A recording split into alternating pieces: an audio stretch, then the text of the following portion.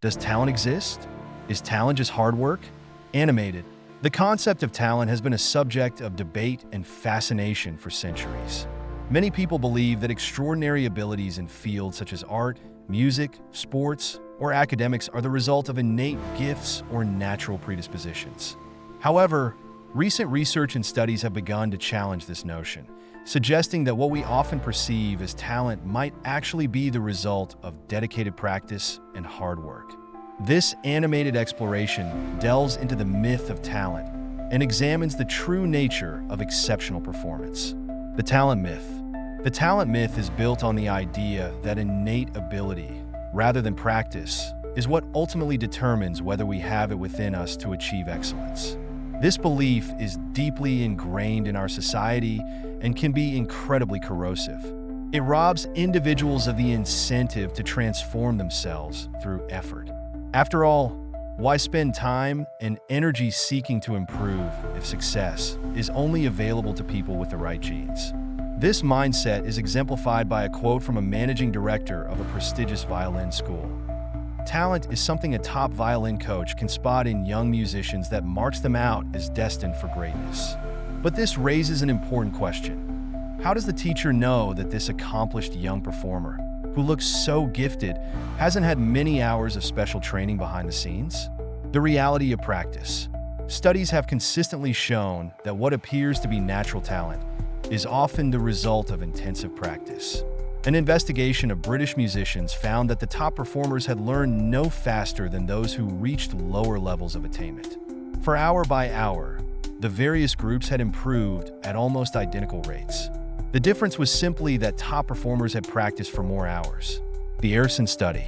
In 1991, Anders Ericsson, a psychologist at Florida State University, conducted one of the most extensive investigations ever undertaken into the cause of outstanding performance.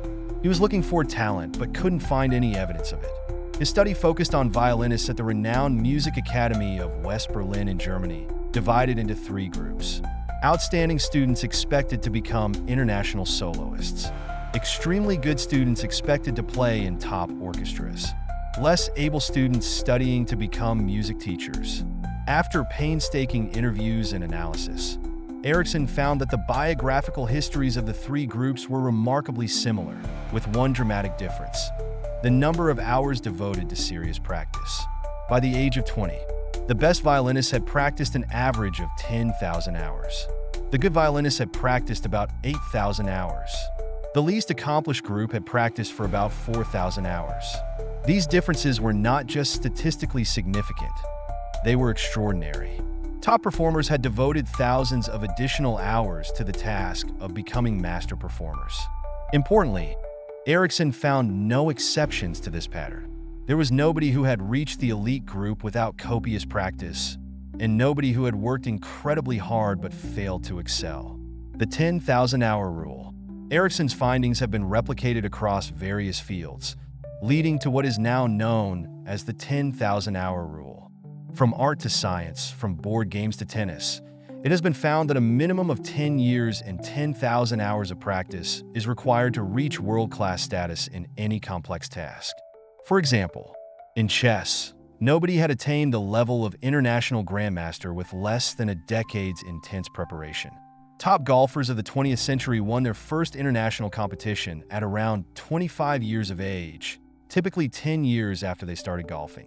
Even in academia, a study of 120 important scientists and 120 famous poets and authors of the 19th century found that 10 years elapsed between their first work and their best work. Quality of practice matters. However, it's crucial to understand that not all practice is equal. Many people engage in what could be called autopilot practice, repeating the same actions without focused effort to improve. This type of practice does not lead to significant improvement. For instance, someone might play basketball recreationally for years without improving their skills if they're not actively working on specific aspects of their game. Deliberate practice.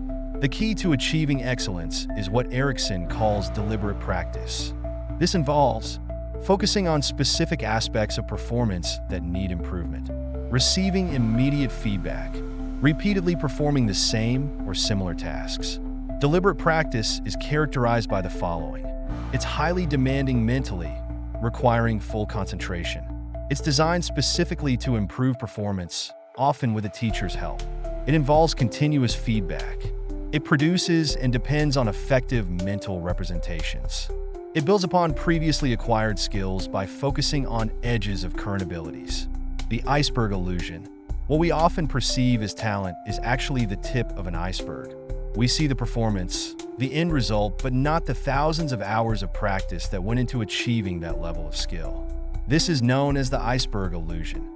The visible part, the performance, is supported by a massive foundation of unseen effort, dedication, and deliberate practice.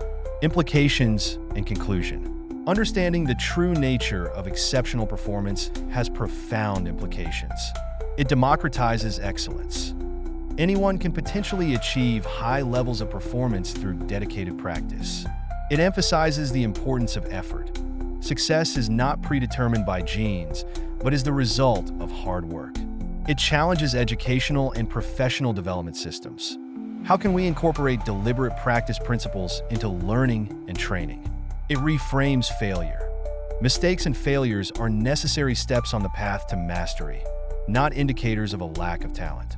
In conclusion, while genetic factors may play a role in predisposing individuals to certain activities or facilitating skill acquisition, the overwhelming evidence suggests that what we call talent is primarily the result of sustained, deliberate practice. This understanding is empowering. It suggests that excellence is not reserved for a select, gifted few, but is available to anyone willing to put in the necessary time and effort. As Michelangelo famously said, "If people knew how hard I had to work to gain my mastery, it would not seem so wonderful at all." This quote encapsulates the essence of the talent debate. What appears to be innate genius is often the result of years of dedicated, focused practice. By debunking the talent myth, we open up possibilities for personal growth and societal progress.